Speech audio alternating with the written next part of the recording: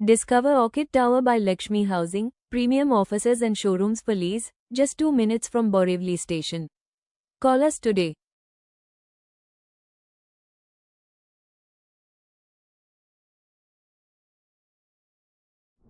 अच्छा सर, महाभारत के अलावा अगर हम बात करें, आपके कुछ और सीरियल हैं जिसमें चंद्रकांता का नाम है। हाँ, चंद्रकांता युग है या द ग्रेट मराठा है, वो भी काफ़ी अच्छा।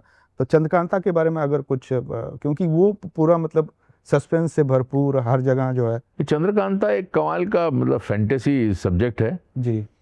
सांपों के साथ आपको शूट करना, हाँ, 100 सांप होते थे। डेली सुबह कोई यहाँ से जा रहा है, कोई वहाँ से जा रहा है, नंगे बदन पे पूरे सांप ही सांप। विष पुरुष था ये, तो कोई इजी शूटिंग नहीं थी, बहुत डिफिकल्ट शूटिंग थी। बुखार चढ़ जाता था सांपों को हाथ में ले लेके।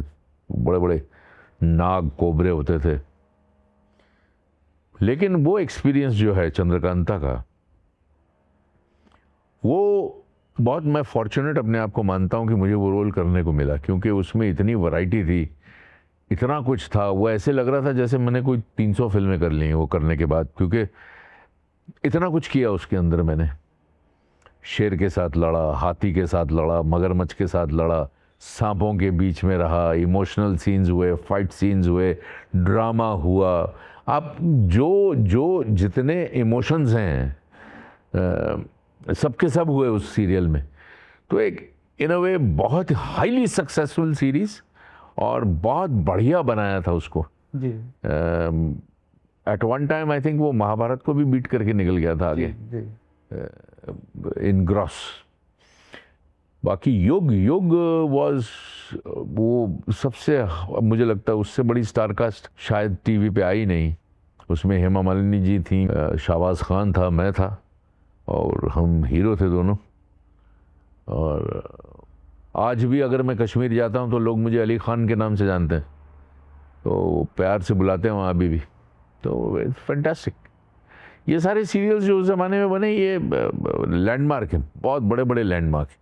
तो आपने उस समय कुछ एक ऐसे एक्टर हैं जिनके साथ काम किया और बाद में वो शिखर पर पहुंच गए, जिसमें बच्चन साहब हैं। इरफान खान के साथ आपने शुरुआत। इरफान चंद्रकांता में मेरे पीछे खड़ा रहता था। अगर आप चंद्रकांता देखें तो 8-8 दिन इरफान को डायलॉग नहीं मिलते थे जी।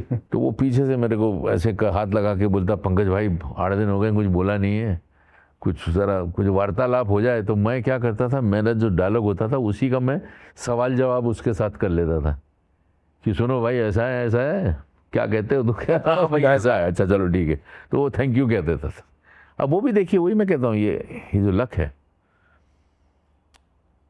चंद्रकांता करने के बाद वो लड़का जहाँ से निकला और जो फिल्में उसको मिली और जो काम उसने जो किया और जो एक्सेप्टेंस हुई, और उसके बाद इंटरनेशनल।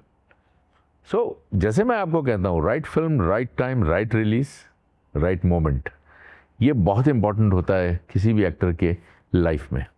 तो आज सर मिसिंग क्या चीज़ है जो कुछ पॉपुलर नहीं हो पा रहा है, या फिर एक बेंचमार्क नहीं स्थापित हो पा रहा है, या कहीं आपको लगता है कि राइटिंग में कमी है, या फिर उस जैसा क्रिएट्स नहीं हो पा रहा? लेकिन मैं आपको एक ना एग्जाम्पल देता हूँ।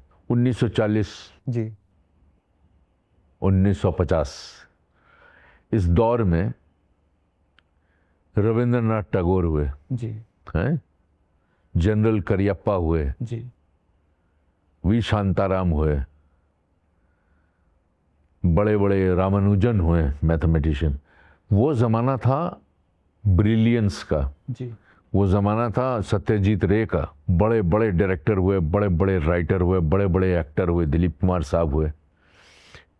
वो ब्रिलियंट एक दौर आता है। ये दौर जो अब चल रहा है, ये मुझे लगता है ये दौर जो है ये मीडियोकर्स का है। यहाँ पे कहीं ब्रिलियंस नज़र नहीं आ रही।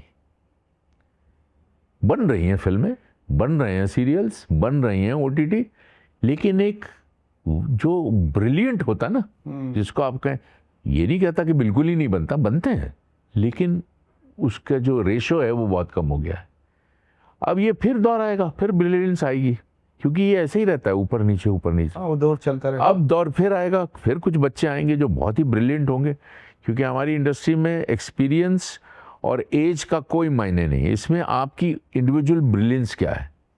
बच्चे आएंगे आगे, और आई एम श्योर कि आगे फिर ब्रिलियंट बातें होंगी।